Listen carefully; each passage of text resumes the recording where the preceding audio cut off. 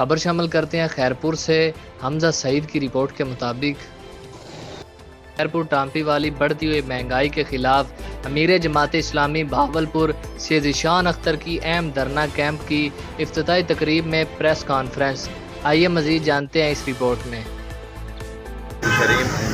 اما بعد اعوذ باللہ من الشیطان الرجیم بسم اللہ الرحمن الرحیم قال اللہ تعالی فی القرآن المجید والفرقان الحمید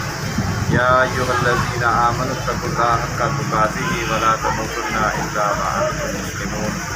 صدق اللہ العظیم۔ انتہائی قابل صد احترام محترم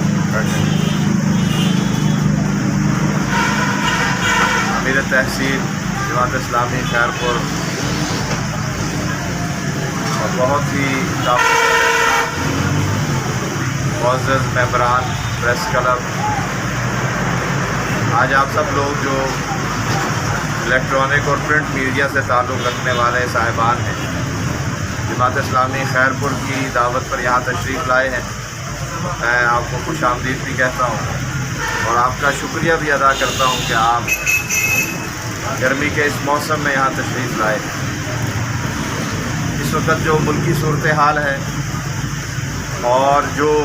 پاکستان کا منظرنامہ ہے کہ جس میں 25 کروڑ عوام کا نہ کوئی والی وارث ہے، نہ ان کے روز و شب، ان کے معاملات،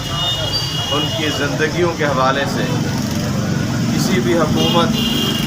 بلکہ اب بات تو حکومت سے آگے چلی گئی۔ آپ سب لوگ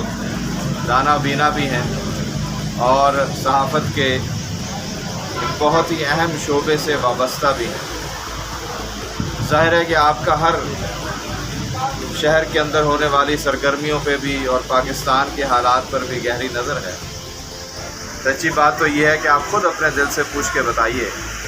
کہ اس وقت جتنی بھی پاکستان کے اندر سیاسی، دینی اور سماجی تنظیمیں موجود ہیں، سیاسی جماعتوں کا اس لیے تذکرہ ہے کہ سیاسی جماعتیں یہ دعویٰ بھی کرتی ہیں، یہ کلیم بھی کرتی ہیں کہ وہ اس ملک کی قسمت کو سنوارنے کے لیے، یہاں کی عوام کے لیے بنیادی ضروریات زندگی فراہم کرنے کے لیے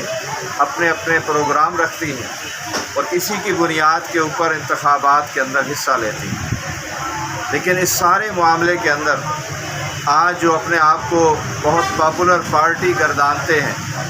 تحریک انصاف کی بات اگر کروں تو آج پوری کی پوری قیادت بما کے پی کے اندر جہاں ان کی گورنمنٹ ہے، اور پورے پاکستان کے اندر یہ وہ کلیم بھی کرتے ہیں کہ ہم اس وقت مقبول پارٹی ہیں، لیکن صرف مخصوص نشستوں کے حصول کے لیے اپنے معاملات کو چلا رہے ہیں۔ اور آج جس طرح غریب پس رہا ہے، اور اب غربت کا معاملہ بھی نہیں رہا، اس وقت جو ہر پاکستانی مشکل میں ہے، بجلی کے حوالے سے، مہنگائی کے حوالے سے، صحت کی طبی سہولیات کی فراہمی کے حوالے سے، اور جس ملک کا مستقبل نوجوان کہ جو کسی بھی ملک کا،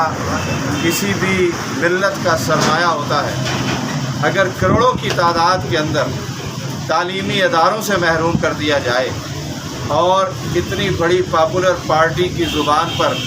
نہ اپنی عوام کے لیے خیر کے کوئی الفاظ آئیں، نہ ان کے حقوق کی آواز بلند کرنے کے لیے وہ کوئی رستہ اختیار کرنے کے لیے تیار ہوں، اور اسی طرح پیپلز پارٹی ہو، نون لیگ ہو کہ یہ تو حکومت کرنے والے ہیں، مولانا صاحب ہوں، ان کے اپنے مسائل ہیں، اور اگر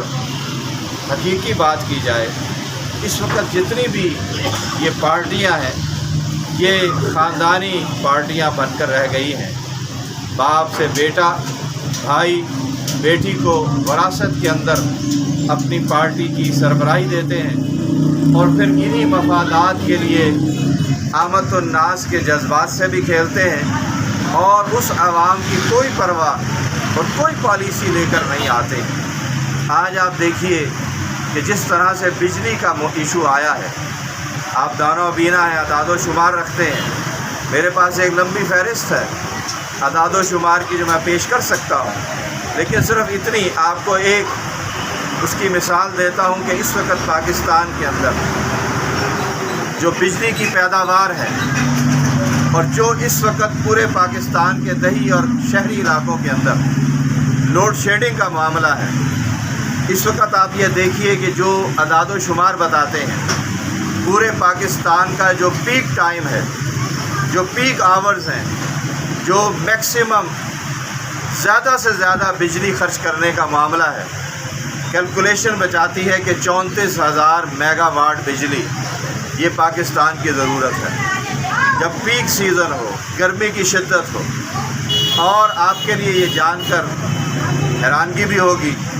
کہ جو پاکستان گورنمنٹ کے IPPs کے معاہدے ہیں، جو پاکستان کی پروڈکشن کی کیپیسٹی ہے، سولر کی بات نہیں کر رہا،